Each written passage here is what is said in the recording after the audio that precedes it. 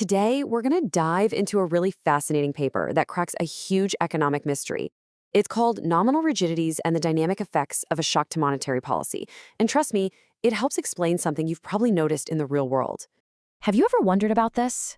You hear on the news the Fed just cut interest rates to get the economy going, but then it feels like nothing happens right away.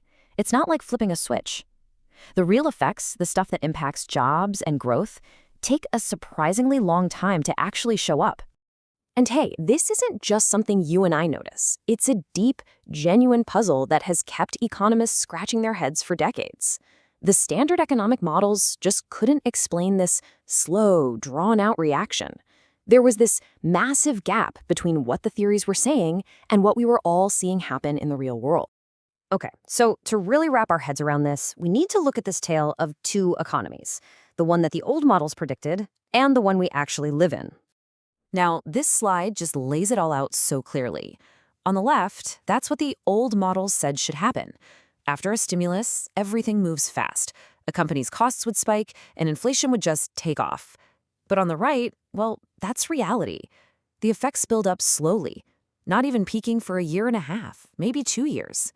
Costs just kind of creep up, and inflation is, well, inertial. It's stubborn, it barely budges for a long, long time.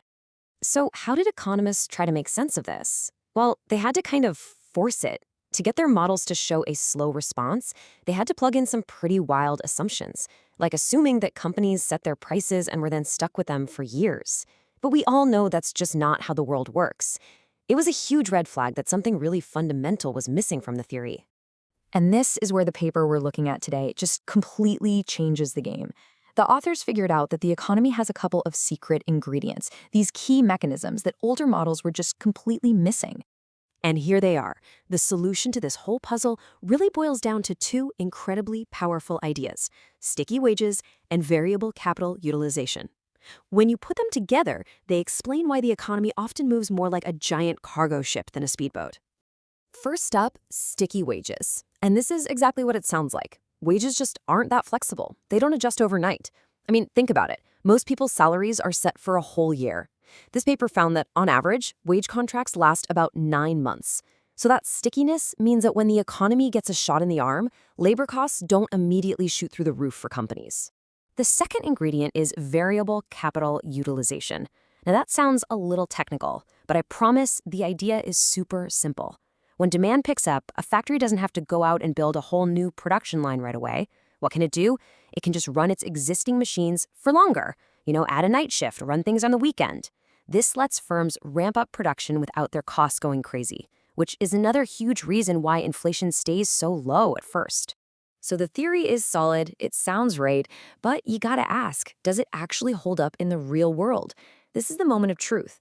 The researchers took their new model with these two key ingredients baked right in, and they put it to the ultimate test against actual economic data. And they didn't just cherry pick a few years here and there. Nope, they ran their model's predictions against 3 decades of U.S. economic history.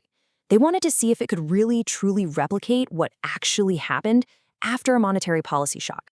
And this slide, wow, this is the payoff right here. Take a look at the chart for economic output. The line with the pluses on it, that's the real-world data, what actually happened. And the solid line, that's what the new model predicted. It is an almost perfect match. It absolutely nails that slow, delayed, hump-shaped response that had stumped economists for so long. And it wasn't just output. Look at inflation. Again, the model just gets it right. You can see how real-world inflation, that line with the pluses, stays flat for a bunch of quarters before it even starts to slowly creep up. And the model's prediction, that solid line, it traces that stubborn inertia with incredible accuracy. This was a massive breakthrough. So what does this all boil down to? What's the mic drop moment from the paper? It's this. The most important reason for the economy's slow response isn't that the prices of goods are sticky. It's that wages are sticky. That was the real missing piece of the puzzle all along. Okay, so why does any of this matter? Because trust me, this isn't just an academic exercise for textbooks. Understanding these mechanics has real-world consequences for everything from how the government manages the economy to your own financial planning. So, what are the big lessons we're walking away with here? Well, first, that idea of companies just using their machines more, that variable capital utilization, it acts as a huge shock absorber in the economy. But the most important lesson is this. When we try to understand why it takes so long for policy changes to work, we really should be focusing more on wages than on the prices you see in the store. And this gives policymakers a much, much better map for navigating the economy. And for the rest of us, it pulls back the curtain on the hidden gears that make our economy tick. And all of this leaves us with a final, really fascinating question, right?